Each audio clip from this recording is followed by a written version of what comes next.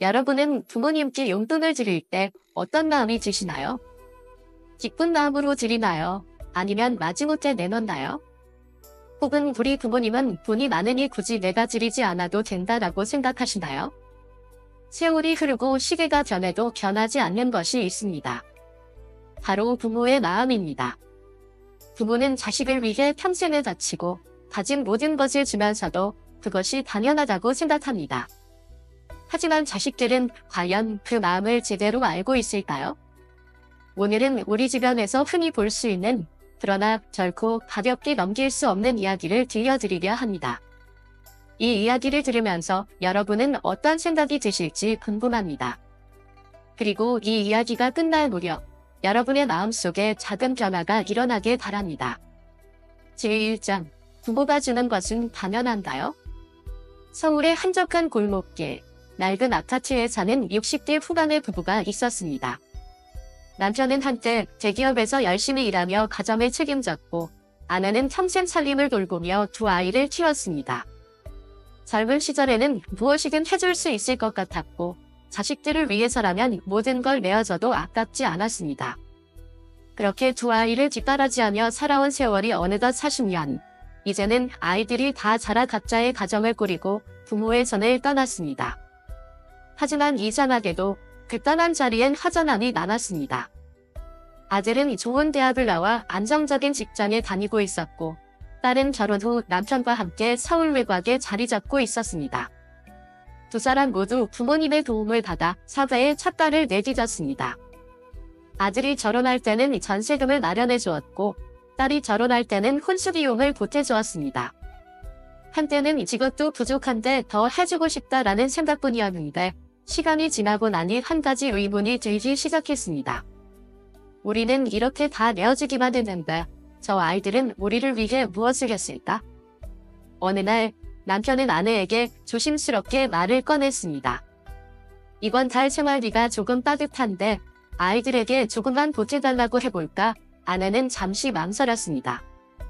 한 번도 그런 부탁을 해본 적이 없었기 때문입니다. 하지만 생각해보면 아이들이 어릴 적에는 옷 한 벌 살 때도 부모에게 손을 걸리곤 하지 않았단다. 학원비가 필요하면 아무렇지 않게 이야기하지 않았단다. 그렇게 크고 작은 것들을 부모에게 기대며 살아왔으면서 이제 부모가 작은 부탁 하나를 한다고 해서 부담스러워할까?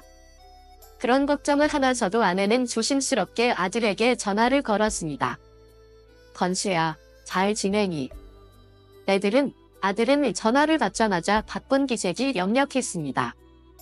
아, 엄마, 무슨 일이세요? 지금 회의 준비 중인데 간단한 얘기만 하세요. 아내는 순간 목이 메었지만 어렵게 말을 이어갔습니다. 다름이 아니라 이번 달 생활비가 조금 모자라서 혹시 너희가 조금만 보태줄 수 있을까 해서. 잠시 정적이 흘렀습니다. 그리고 아들은 단언한 듯한 목소리로 대답했습니다. 엄마, 요즘 저희도 따뜻해요. 애들 학원비에, 대출이자에, 생활비까지 감당하려면 진짜 힘들어요. 부모님은 연금도 받으시잖아요. 그걸로 충분하지 않으세요? 아내는 순간 뭐라 답해야 할지 몰랐습니다. 그래, 알겠어. 너무 부담 갖지 말고. 건강 챙겨라에 전화를 끊고 나서 한참 동안 핸드폰을 내려다보았습니다. 저녁에 딸에게도 전화를 걸었습니다. 딸은 반갑게 전화를 받았지만 이야기를 듣자마자 비슷한 반응을 보였습니다. 엄마, 저희도 사정이 넉넉하지 않아요. 요즘 물가가 얼마나 올랐는데요. 솔직히 저도 남편이랑 돈 아끼느라 정신이 없어요. 부모님이야 그래도 집도 있으시고 굳이 우리가 용돈을 드리지 않아도 괜찮잖아요. 전화가 끊긴 후 부부는 아무 말도 하지 않았습니다. 남편은 가만히 창밖을 바라보며 깊은 한숨을 쉬었습니다. 아내는 설거지를 하면서도 마음이 먹먹했습니다. 그날 밤 침대에 누운 남편이 조용히 말했습니다. 자식을 위해 다 바쳐도 결국 부모는 짐이 되는 걸까? 아내는 대답하지 못했습니다. 침묵 속에서 두 사람은 같은 생각을 하고 있었습니다. 우리는 어디서부터 잘못된 걸까? 제2장 부모의 생신날. 그리고 씁쓸한 뒷말. 몇 달 후 남편의 생신이 다가왔다. 아내는 올해는 자식들이 먼저 연락을 주지 않을까 기대했다. 지난해만 해도 생일 전날쯤 되면 딸이 전화를 걸어 아버지 생신이니까 뭐 필요한 거 없으세요? 하고 물었고, 아들은 이번에는 좋은 식당에서 한턱 쏠 테니 시간 비워주세요 하며 나름대로 준비를 했었다. 하지만 올해는 며칠이 지나도 연락이 없었다. 남편은 별다른 내색을 하지 않았지만 아내는 그런 남편의 침묵이 더 안쓰러웠다. 그래도 설마 잊지는 않았겠지 하고 기다리던 어느 날 드디어 딸에게서 전화가 걸려왔다. 엄마, 아버지 생신이잖아요. 저희가 좋은 식당 예약했어요. 요즘 핫한 곳인데 분위기도 좋고 애들도 좋아할 거예요. 아버지랑 어머니도 꼭 오셔야 해요. 아내는 순간 안심이 되면서도 어딘가 불안한 마음이 들었다. 남편이 좋아하는 한정식이나 한우집이 아니라 요즘 핫한 곳이라니 혹시나 하는 걱정이 들었다. 그래도 자식들이 직접 챙겨주는 자리니 가보는 것이 좋겠다고 생각했다. 생일날 아침, 남편은 오랜만에 정장을 꺼내 입었다. 넥타이를 매는 손길이 어쩐지 서툴렀다.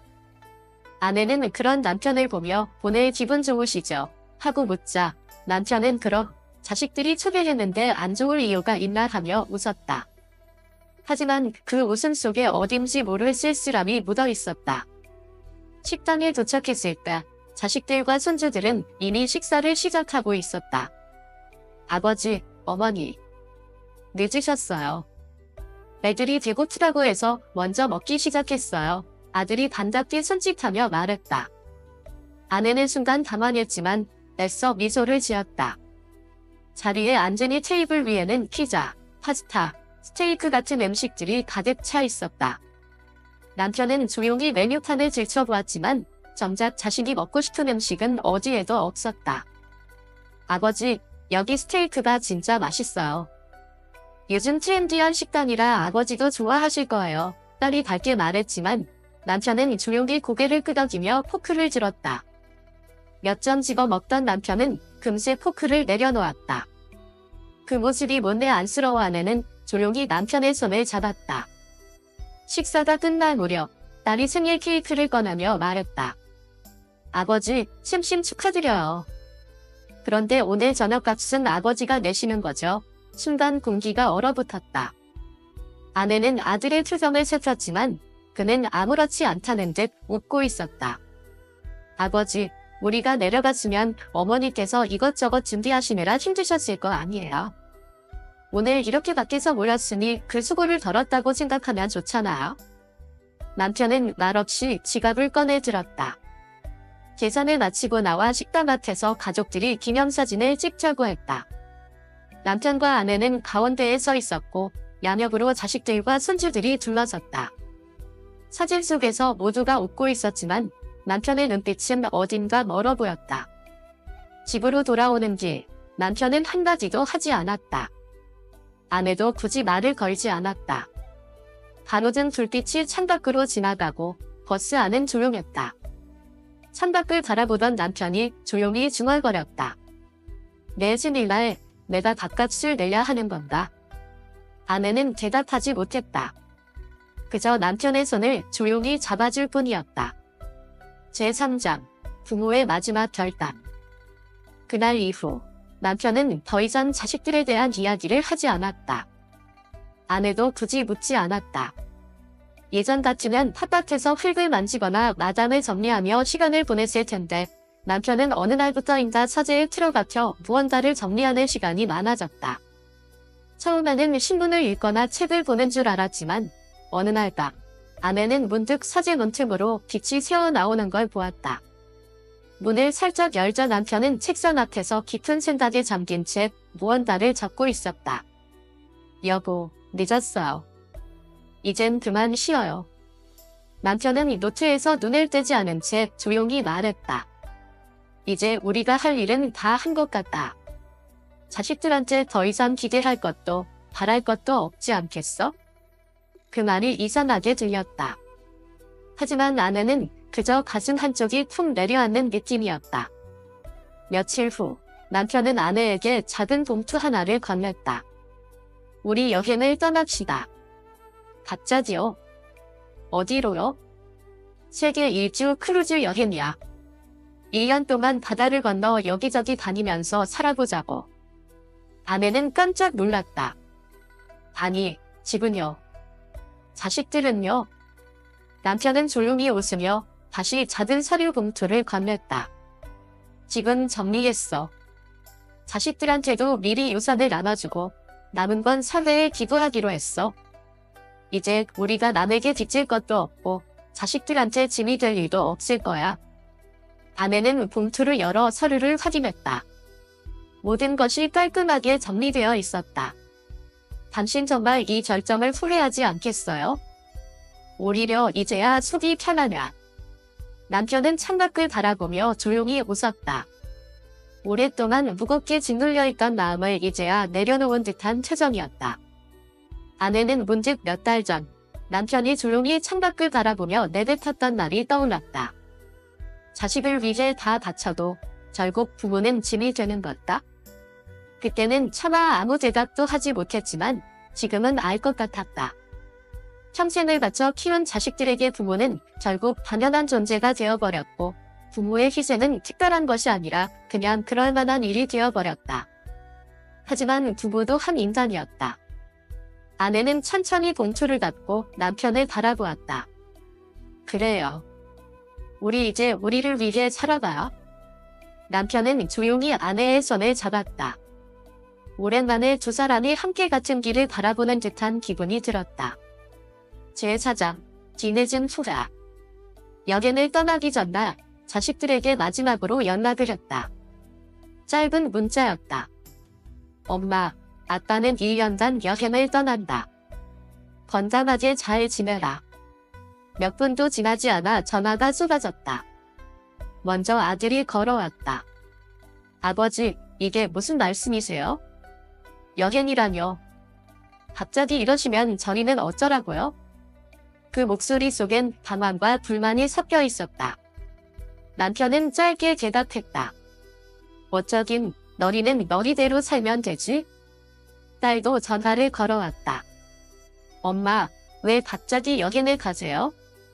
저희한테 한마디 상의도 없이요. 너희도 우리한테 뭐 하나 상의한 적 있었니? 아내는 문득 생신날 있었던 일을 떠올렸다. 부모의 생일날조차 자식들은 부모의 뜻을 물어보지 않았다. 무엇을 먹고 싶은지, 어디에서 시간을 보내고 싶은지 아무도 묻지 않았다. 그저 자신들이 편한 대로 결정하고 통보했을 뿐이었다. 엄마, 그래도 이건 너무 갑작스러워요.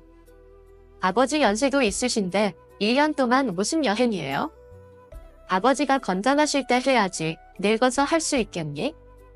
딸은 더 이상 할 말을 찾지 못한 듯 침묵했다. 그날 저녁, 남편은 조용히 앉아 한 장의 서류를 꺼내더니 아내에게 건넸다. 이것도 자식들에게 보냈어. 서류를 펼쳐보니 모든 재산을 미리 정리하고 남은 금액은 사회에 기부한다는 내용이었다.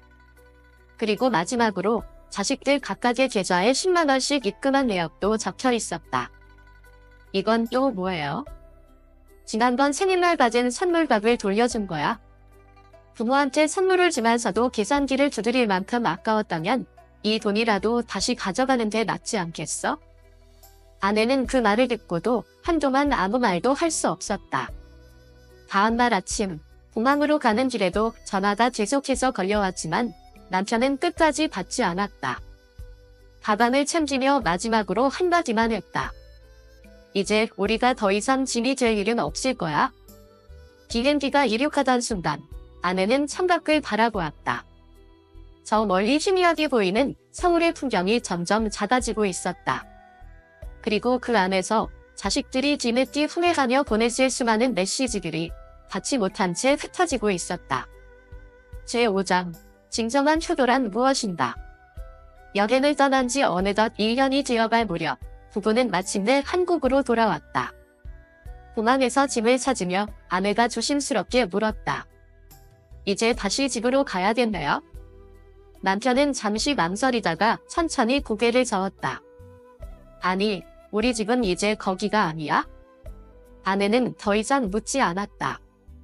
남편이 이미 오래전부터 마음을 정리해왔다는 걸 알고 있었다. 새로운 보금자리는 조용한 시골 마을의 작은 집이었다. 아내는 창문을 열고 상쾌한 공기를 깊이 들이마셨다. 이제 더 이상 자식들 눈치를 볼 필요도, 쓸쓸한 기대를 할 필요도 없었다.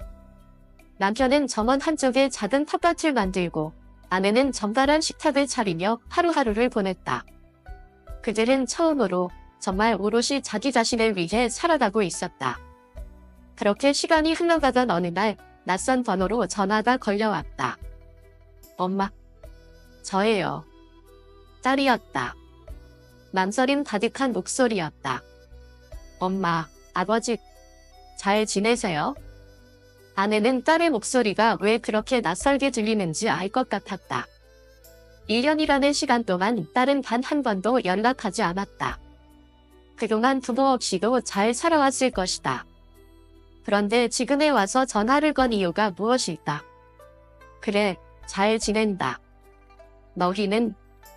우리도 잘 지내요. 근데 엄마, 저희가 너무 늦게 연락드린 건 아니죠? 아내는 대답하지 않았다. 전화기 너머로 숨소리만이 조용히 들려왔다. 엄마, 저희가 너무 당연하게 생각했던 것 같아요. 부모님이 항상 곁에 계실 거라고. 그런데 막상 안 계시니까 너무 늦어버린 것 같아서요. 남편은 말없이 창밖을 바라보고 있었다. 여전히 그는 예전처럼 자식들의 일에는 개입하지 않았다. 아내는 조용히 한숨을 쉬며 말했다. 뒤늦은 후회가 남지 않으려면 앞으로라도 잘 살아야겠지. 네, 엄마. 저희가 전할 수 있을까요? 그건 너희들 하기 나름이지. 전화를 끊고 난 뒤 남편이 조용히 웃었다. 그 애들이 정말 변할 수 있을까? 아내도 웃으며 고개를 저었다. 모르죠. 하지만 이제 우리가 신경 쓸 일은 아니에요. 남편은 말없이 아내의 손을 잡았다. 그리고 두 사람은 나란히 앉아 창밖으로 펼쳐진 푸른 들판을 바라보았다. 그곳에는 아무런 미련도 후회도 남아있지 않았다. 여러분은 어떻게 생각하시나요? 부모님의 사랑을 당연하게 여기고 있지는 않으신가요? 혹시 너무 늦게 후회하게 되지는 않을까요? 지금 이 순간 부모님께 따뜻한 한마디를 건네보세요.